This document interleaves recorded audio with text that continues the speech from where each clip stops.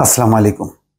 জামাত শিবিরকে নিষিদ্ধের ঘোষণা যে কোনো সময়, যখন জামাত শিবিরকে নিষিদ্ধ করা হবে বলে আজকে সারাদিনই মোটামুটি সরগরম রেখেছিল, অর্থাৎ ফোকাসটা ছিল জামাত শিবিরকে সরকার নিষিদ্ধ করতে যাচ্ছে এমন একটি অবস্থা। কিন্তু রাত 10টা পর্যন্ত কোনো ঘোষণা আসেনি। এখন পর্যন্ত আমি বারে বারে চেক করছিলাম। তার মানে হচ্ছে যে ইস্যুটা যাতে ছাত্রদের ইস্যু থেকে অন্যদিকে মানে সবার নজরে আনে। কিন্তু সরকার রাত 10টা পর্যন্ত প্রজ্ঞাপনটা ঘোষণা করেনি। কিন্তু এইগুলো যে রাজনৈতিক দলগুলো খুব একটা পরোয়া করছে না, এবং তারা বুঝতে পারছে যে সরকার এখন মানে অন্যদিকে ইস্যুটা ঘুরিয়ে দেওয়ার চেষ্টা করছে বারবার, কিন্তু কোনোভাবেই পারছে না। কেননা ছাত্ররা এত বেশি সক্রিয়, নিত্য নতুন তারা কর্মসূচি ঘোষণা করছে, সেটি দিকেই এখন মানুষের নজর। তো জামাত ইসলাম এই প্রেক্ষিতে বলছে যে অপকর্ম আড়াল করতে সরকার জামাতকে নিষিদ্ধের ষড়যন্ত্র করছে। অন্যদিকে সিপিবি তারাও বলছে হামলা, গ্রেপ্তার, নির্যাতন, হত্যা করে ক্ষমতা দীর্ঘস্থায়ী করা যাবে না। এখন সরকার ক্ষমতা কতক্ষণ রাখতে পারবে, সেই দিকে কিন্তু সবার নজর। মির্জা ফখরুল ইসলাম আলমগীর বলছেন যে জনরোষ থেকে বাঁচতে যা ইচ্ছা তাই করছে সরকার। আর অন্যান্য দল বলছে বিরোধী নেতাদের গ্রেপ্তার করে সরকার দৃষ্টি ঘোরাতে চায়, ওই যে যাতে এই বিষয়টি মানুষ যাতে আর সামনে না আনে।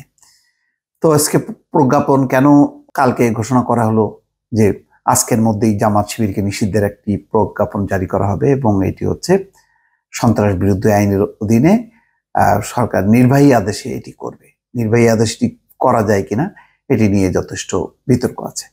জামাত ইসলাম বলছে সরকার নিজেদের অপকর্ম আড়াল করার জন্য মিথ্যা অপবাদ দিয়ে জামাত ইসলামীকে নিষিদ্ধ করার ষড়যন্ত্র করছে বলে অভিযোগ করেছেন জামাতের ভারপ্রাপ্ত সেক্রেটারি জেনারেল এটিএম মাসুম। তিনি বলেছেন জামাত তার কর্মসূচি গণতান্ত্রিক ও শান্তিপূর্ণ উপায়ে অব্যাহত রাখবে। সরকারের এই সিদ্ধান্ত দেশের জনগণ নিয়মতান্ত্রিক ও গণতান্ত্রিক প্রক্রিয়ায় এবং শান্তিপূর্ণভাবে মোকাবেলা করবে। অর্থাৎ কোনোভাবেই তাদেরকে আন্ডারগ্রাউন্ডে ঠেলে দেওয়া, এই চেষ্টাটা সফল হবে না। যদিও অঘোষিতভাবেই নিষিদ্ধ আছে, এখন নির্বাহী আদেশের মধ্য দিয়ে নিষিদ্ধ করে সরকার কি বার্তা দিতে চায়, অর্থাৎ এই সাম্প্রতিক সময়ের এই ঘটনাবলী সব জামাত শিবিরকে টার্গেট করে দিতে চায়, তার সঙ্গে বিএনপিকে।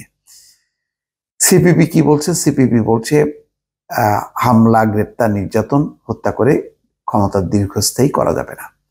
সিপিবি বলছে দেশের স্মরণকালের ভয়াবহ হত্যাযজ্ঞ সংঘটিত হওয়ার পরও সরকার পদত্যাগ না করায় সংকট দীর্ঘস্থায়ী হচ্ছে।